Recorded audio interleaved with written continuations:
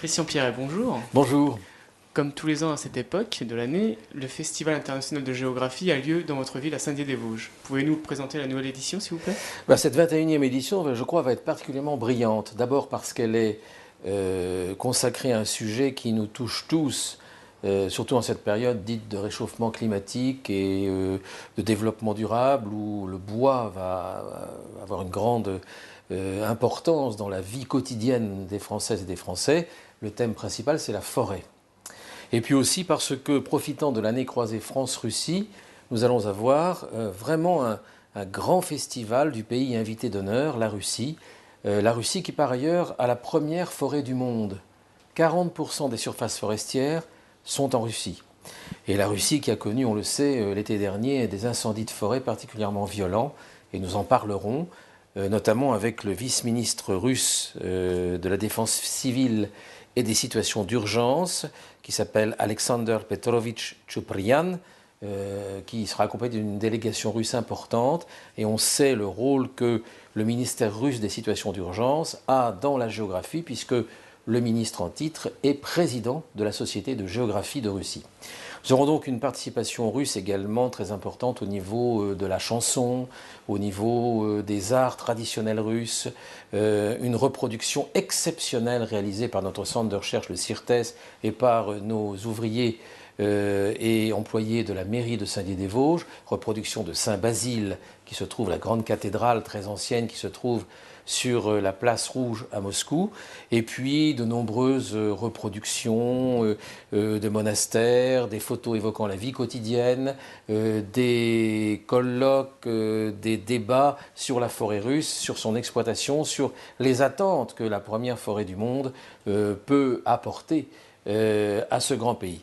La forêt, nous l'avons abordée dans tous ses aspects en France, avec le souci de bien montrer son rôle primordial pour le futur. Nous allons l'aborder dans sa fonction environnementale de préservation des espaces naturels à la destination de tous ceux, ces 90% de la population qui vivent loin d'elle, et donc une sorte de havre de paix, de ressourcement, d'oxygène, de nature vraie. La forêt, c'est d'abord ça. C'est aussi évidemment une source de développement économique. Ici, à Saint-Dié-des-Vosges, nous avons des logements sociaux qui sont construits en structure bois, qui sont très isolés et souvent d'ailleurs des bâtiments dits positifs, entre guillemets, c'est-à-dire des bâtiments qui consomment moins d'énergie qu'ils n'en produisent grâce à l'utilisation du bois dans la construction.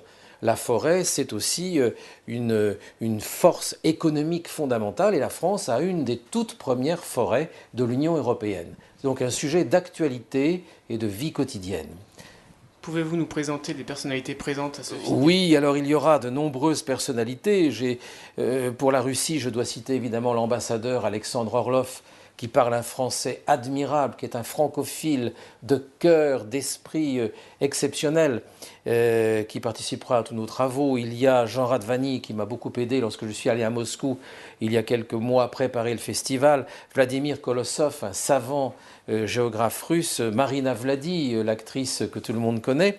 Et donc la Russie sera bien représentée aussi par de très nombreux groupes artistiques, culturels, musicaux.